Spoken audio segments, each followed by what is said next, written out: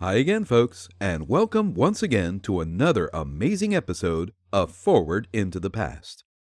I'm J.C. Raday, your host and narrator, and today we're going to pick up exactly where we left off last time in the Nick Carter mystery, The Call of Death, or Nick Carter's Clever Assistant. As I mentioned in the last episode, even though dime novels and story papers were looked down upon by members of high society, they were, in many ways, the only means to stories of vivid imagination by most members of the working classes. Now, you have to remember that even though there were many public libraries throughout most major cities, most working people had very little to no time to go to a library. And, even if they did, it was quite likely that whatever book they happened to have borrowed might have been stolen, pickpocketed, or straight out pawned for cash, since most books at a library would have been donated by wealthy patrons, and would have cost a pretty penny, considering that most printed books, with legitimate covers, would have cost anywhere from $1 to $2, quite a sum of money for a hard-working factory worker. Story papers cost maybe 5 or 10 cents, and dime novels, of course, could be had for 10 or 25 cents, a much more reasonable cost, and everyone had access to those at news vendor stands on almost every street in America. Now, it's quite extraordinary to realize that a new copy of a story paper was available almost every week, and within those 8 pages were several complete stories in them, every single week. The man behind the pseudonym of Nicholas or Chickering Carter, and I'm going to mess up this name, Frederick Van Rensselaer Day, wrote well over 1,000 Nick Carter mysteries all by himself. He churned out a 28,000-word story every week for years, and, believe it or not, he did not use a typewriter. He wrote every single one of those stories by hand, week after week. Amazing, isn't it? Now, it is said by many that the Nick Carter character is directly responsible as the basis for the pulp comics superhero template, especially with his knack for arriving at the proper moment to capture the bad guys and save the day, as I mentioned in the last episode, which itself is a direct tie to Victorian storytelling, especially melodramas. And speaking of arriving at the right time, there is a phrase that is still in common use today when we speak of someone arriving at the best time possible, usually without a moment to spare. This phrase was definitely coined in the Victorian era and was more than likely influenced by our master detective's knack of dramatic triumph over evil. Of course, we still to this day say that someone who arrives at the last possible moment or manages to save the day when all things look bleak arrives in the nick of time. Yep, that's where we get that phrase. And speaking of arriving in the nick of time, let's get on with our story. In the last episode, Harriet Farley, daughter of deceased millionaire Archibald Farley, has stopped Nick from joining in the investigation into the robbery of a bank in Westchester County. She proceeds to tell our master detective that the Reverend Austin Maybrick, the rector of St. Lawrence's Church, also in Westchester, has disappeared under suspicious circumstances. The Reverend, who is secretly engaged to Miss Farley, left the church grounds the night prior and has not returned. Just before he left, he was visited by an unknown veiled woman, who the Reverend Maybrick had an hour-long private conversation with in his library. Miss Farley suspects that the veiled woman might be Kate Crandall, a public stenographer who was making romantic advances to the Reverend, and was highly upset when she found out that Reverend Maybrick and Miss Farley were actually engaged. Is Kate Crandall behind the Reverend's disappearance? And why did the Reverend withdraw $500 from his bank account? And who did he go see? Well, we'll find out more coming up in the next episode of The Call of Death, or Nick Carter's Clever Assistant. Chapter 3. Unexpected Clues. It was early afternoon when Nick Carter and Patsy arrived in the aristocratic suburb in which Harriet Farley dwelt, and nearly under the towering walls of St. Lawrence's Church. Nick directed the chauffeur to stop, however, nearly 100 yards from the sacred edifice. "You must drop us here, Miss Farley, and return home," said he. "I will take your telephone number and talk with you later." "Why are you adverse to my going with you to the rectory?" she inquired with a look of surprise. "Only because publicity is undesirable at present, if it can be prevented. And it may be of advantage to me if my investigations are not suspected," Nick explained. "If you were seen returning with 2 men after your visit this morning, curiosity might be aroused, and inquiries and comments would follow." "Very well, Mr. Carter, in that case," Miss Farley said. "But you must let me hear from you. I shall feel very anxious." "I certainly will," Nick assured her while he alighted with Patsy. The limousine sped away, leaving the 2 detectives in a broad, beautifully shaded avenue, flanked on both sides with handsome dwellings, each occupying spacious and finely kept grounds, evincing the opulence and refinement of the residence. St. Lawrence's Church occupied a corner in the near distance. It was a handsome edifice, somewhat back from the avenue, and flanked by a quiet side street, and Nick rightly inferred that the rectory, the home of the Reverend Austin Maybrick and his elderly housekeeper, was situated back of the church and fronted on the side street. "We'll turn back to the corner, Patsy, and go through the side street," he remarked after briefly viewing the surroundings. "That will, unless I am much mistaken, bring us to the rectory." "I'm with you," said Patsy tritely. "What do you make of the case, Chief? Does it look bad to you?" "Quite so," replied Nick. "I did not increase Miss Farley's anxiety by telling her so, but I think Maybrick is in wrong, if not up against a more desperate game than he can pull out of unaided." "It looks so, Chief, for fair," said Patsy, who had been informed of Miss Farley's disclosures. "I must find out, if possible, just what his relations with Kate Crandall have been," said Nick. "Also, just what type of woman she is, and of what she is capable of. It's dollars to donuts that she figures in his mysterious absence. Miss Farley evidently is too proud to say just what she thinks of the woman. It's long odds that she's a bit fly and fancy, at least." "Quite likely," Nick allowed. "There are some experiences, you know, that women reveal only in desperation's spur. Unless driven to desperation, it is characteristic of their sex to be silent and bitterly nurse their resentment. When self-restraint ends, however, and desperation takes the ribbons, they go completely over the traces and to any extreme." "That's true, Chief," said Patsy. "Hell, it's said, has no fury like a woman scorned. I reckon, Chief, it was Kate Crandall who called on Maybrick Tuesday evening." "That's an open question," said Nick. "It is important that we shall find a correct answer to it.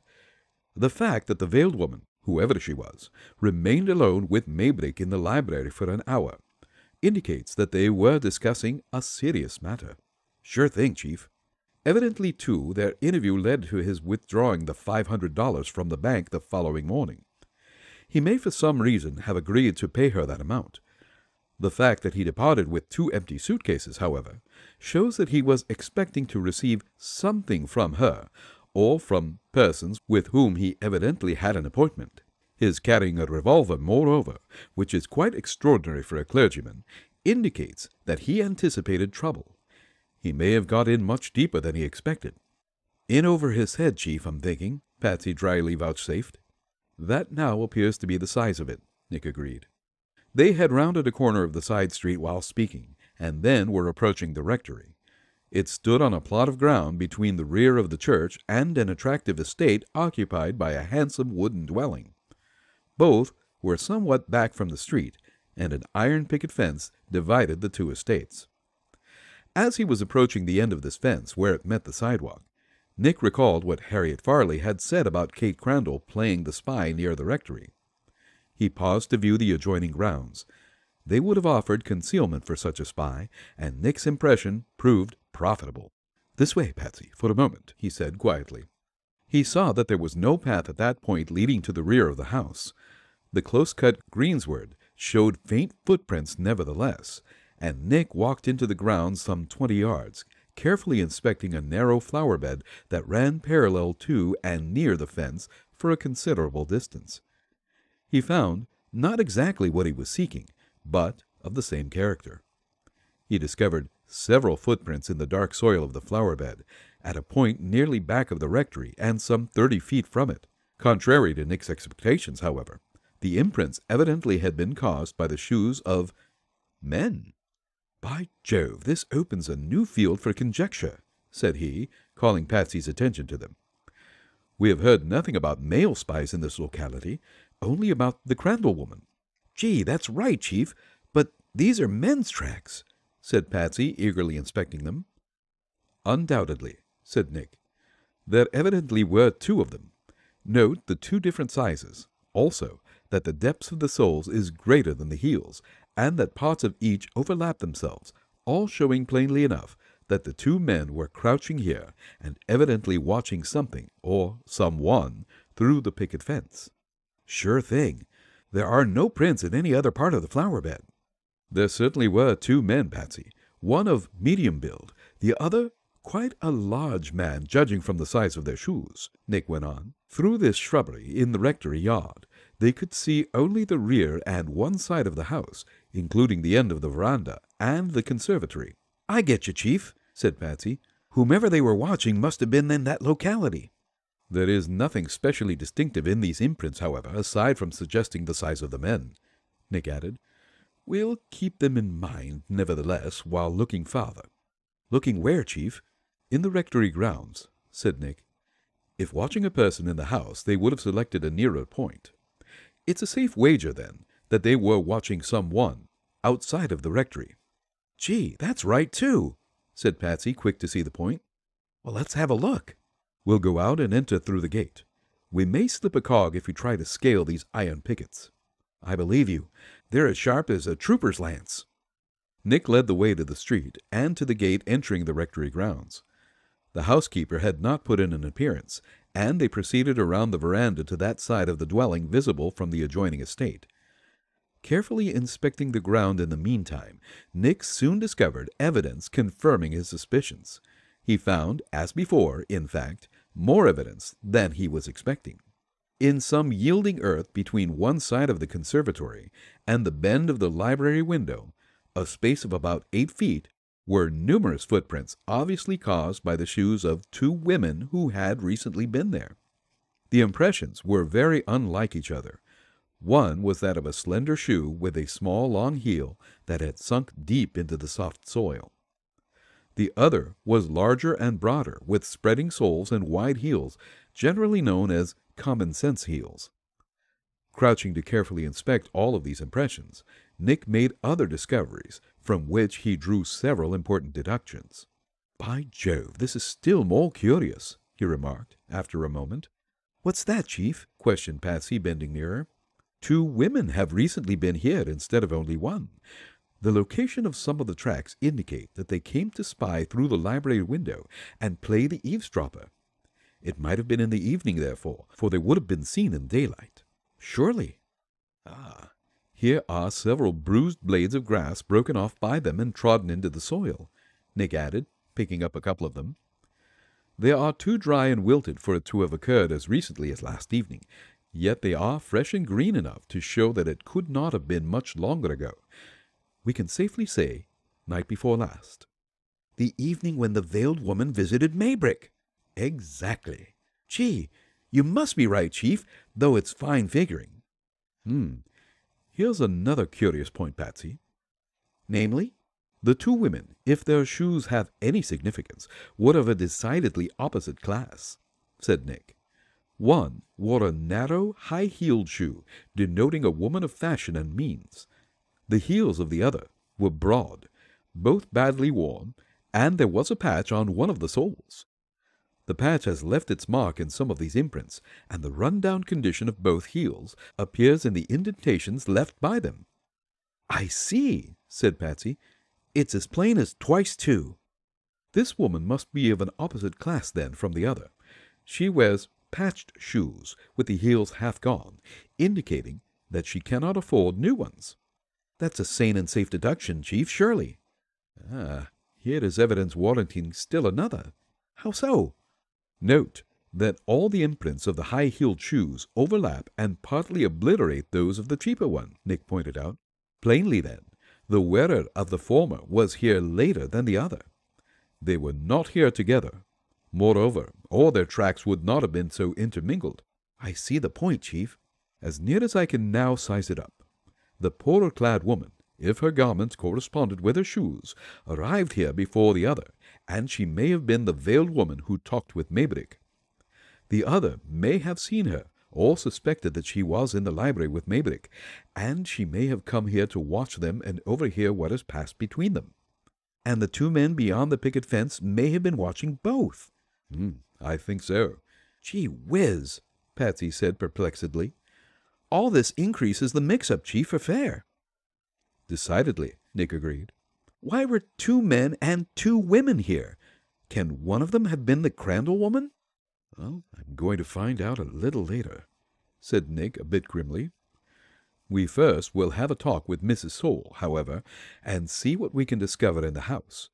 Miss Farley, though a bright and brainy girl, may have overlooked something. Nick led the way to the rectory door and rang the bell. He was admitted by Mrs. Soule, to whom he introduced Patsy and himself, and whom he found to be an elderly, gracious woman of 60, burdened with anxiety concerning the missing rector, and eager to do all in her power to aid the detectives.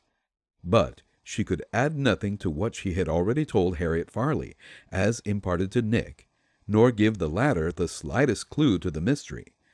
She could describe the rector's veiled visitor only as a woman of about Kate Crandall's height and figure, and had not observed whether she was well or rather poorly clad. She stated that the woman had merely asked whether Mr. Maybrick was at home and would see a lady for a short time, and that the rector had received her in his library. "Are you sure that she spoke of herself as a lady?" Nick inquired. "She did not say woman, did she?" "No, sir," Mrs. Soule insisted. "I am positive that lady is the word she used." It was significant only in that Nick aimed to definitely learn, if possible, which of the 2 women suspected of having been spying outside had an interview with Maybrick, if either of the 2.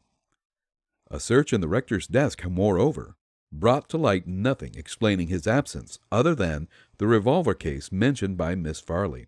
A crayon portrait on an easel, however, showed Maybrick to be a splendidly built, striking type of man, with a strong, smoothly shaved face, a classic cast of features, and, obviously, a man of sterling character and extraordinary mental vigor. Nick lingered only to direct Mrs. Soule to do nothing about the matter, but to answer inquiries by stating that Mr. Maybrick was away for a few days, and the 2 detectives then departed. There was a look of increasing determination on Nick's strong, clean-cut face, however, when they walked away and rounded a corner of St. Lawrence's Church. "I'm going to find that woman, Patsy, or lose a leg in the attempt," he said bluntly. "I'm with you, Chief," Patsy quickly declared. "We'll begin with getting Kate Crandall's measure," Nick added. "Miss Farley told me that she has an office in the business section. I will pay her a visit and see how she lines up. Am I to go with you?" "You are to remain outside," said Nick. "I may decide not to expose my hand, which would be to our disadvantage if she really is responsible for Maybrick's absence." "That's right, too." "It may be necessary to shadow her, moreover, so you had better stick round outside and await my instructions.